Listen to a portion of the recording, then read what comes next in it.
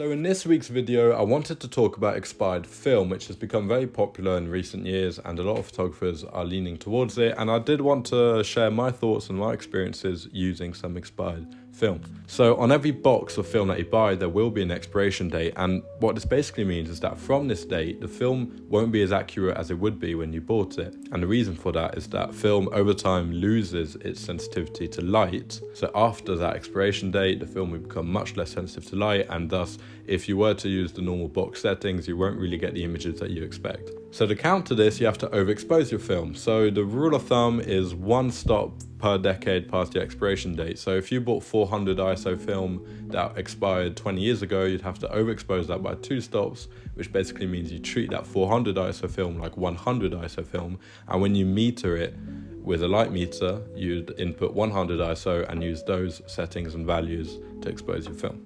So I've been personally interested in using expired film for a while now, and I finally got my hand on some, and I must say it was very cheap. It was £10 for 5 rolls, which is it's £2 per roll, and that's extremely cheap when you think how much film is starting to cost these days. So that was one reason that encouraged me to shoot on this.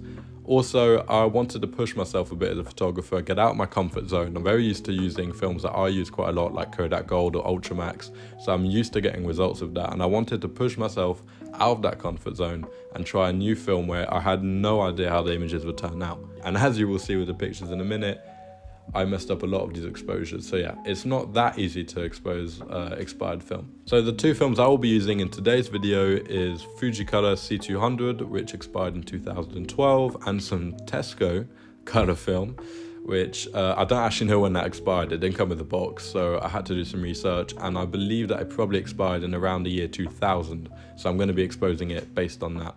So I thought I'd use 2 different cameras as well. I'm going to be using an SLR and a point and shoot. I'm going to be using my Praktika 35mm SLR for the Tesco color film, and for the Fuji color film I'm going to be using a Pentax point and shoot. Now I wanted to originally use another point and shoot, but I didn't have it on me, so I had to use this one. And on this particular point and shoot, you can actually select the ISO and the aperture, which is sort of cheating because I wanted to use a point and shoot to see how the camera would handle expired film. But obviously on this one I could have some manual input, but I couldn't really do the shutter speed, and the aperture was very vague. So it is sort of an automatic point and shoot, and obviously with an SLR I will have to do all the inputs myself, so that will be completely manually exposed. So let's start with the Fuji color. Let's have a look at those. So for this roll I went to London and the south of France with it, so there's a few different settings, different lighting environments, and I actually am quite happy with how these turned out. But first, enjoy the montage of me taking these photos.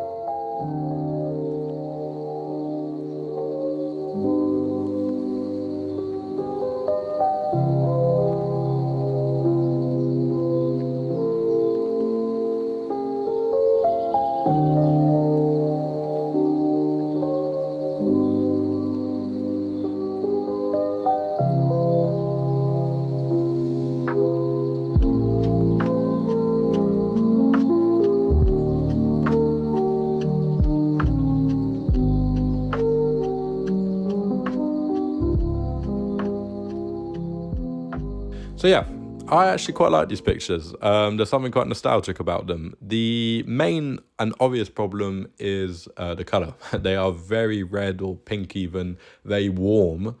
And that's just what expired film will do. This is what I mean about how unpredictable it can be. Other than that, I think that the grain is fine. I think that the sharpness is fine. There's no light leaks. Some pictures like this one are very underexposed, but yeah, there's not that much anyone could do with that. Once again, it's for the point and shoot, and I couldn't expose it any more than this, so not much I can do about that. But yeah, besides the color, which is annoying, don't get me wrong, I wouldn't use these pictures in any portfolio, but fixing these colors and editing is relatively easy. So that's, yeah, it's not really the end of the world. I am actually quite impressed with how this turned out, I'm going to be honest. I thought these wouldn't work at all. And now let's go with the SLR, with the Praktika, and see how those turned out. So these are completely my input when it comes to exposure, so I can blame myself a lot more if any of these messed up. But before we get into all that, let's look at how I took some of these pictures. So I was a bit ambitious at first and thought I would try to take some long exposure night shots with expired film.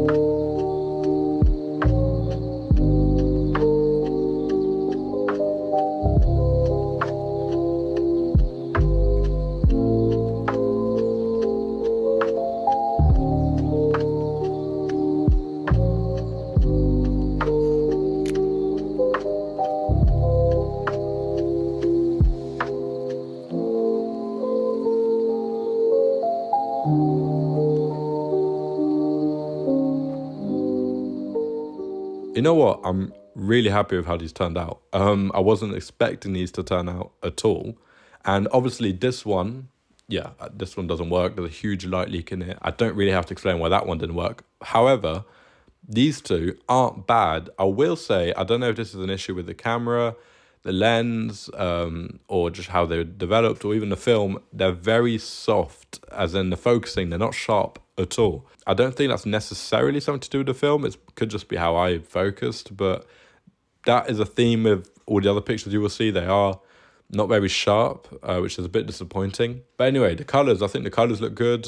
I think the photo is all right. It came out pretty good, considering it's one of my first proper long exposure pictures I've ever done on film, and I'm pretty happy. I like the vibe. I think it's very nostalgic once again, and yeah, I could definitely feel comfortable using this picture on some sort of project. So after that, a bit more recently, I took that camera on a little drive that my girlfriend and I did. It wasn't anything that scenic, but I just wanted to try and use this roll, and I forgot what the box speed ISO was. For some reason, I convinced myself it was 200 ISO. So some of these pictures came out underexposed, as you will see. But yeah, enjoy these pictures.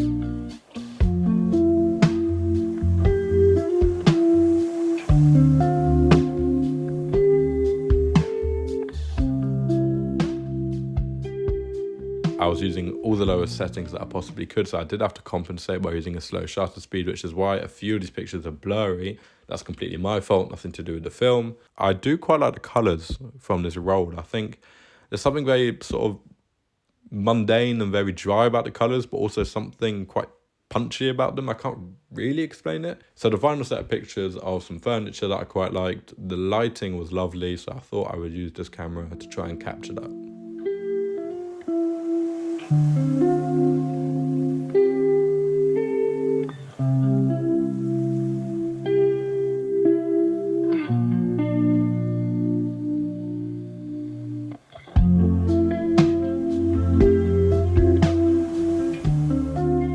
Most of these pictures are somewhat okay.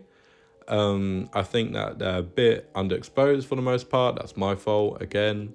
I got the box speed wrong. Yeah, nothing too special, to be honest. They are quite warm when it comes to the colors, which they weren't really with the other pictures. So once again, expired film is a bit unpredictable like that. I just realized why these images actually were so soft. It's because I was on the widest setting on my lens, which is something like 1.7 or something ridiculous like that, which is my fault. I should have thought of that once again, but that is why they're not probably as sharp as they could have been. I do think that if you showed me the first roll from the Pentax, I would definitely be able to tell you that they are expired film. But if you showed me the Tesco film, I probably wouldn't be able to guess it's expired film. Maybe just some underexposed film for a few of the images, but that's it. And I think that goes to show how unpredictable expired film can be. And there's something very fun about shooting on expired film. It's one of the first times in a while I've been extremely excited to get my scans back, because I was just really genuinely unsure about how these photos would turn out. And I think that's what film photography is all about. And you know, even if you shoot with a brand new roll of film, there's no guaranteed results. And when you add expired film on top of that, it just makes it even a bit more exciting. So that is something I definitely do like about expired film. But yeah, if you're new to photography, I definitely recommend you go out and buy some expired film, because it's very cheap and it's great if you want to just test your camera, test different exposure settings, because it is cheap enough that you can justify sort of using up some pictures,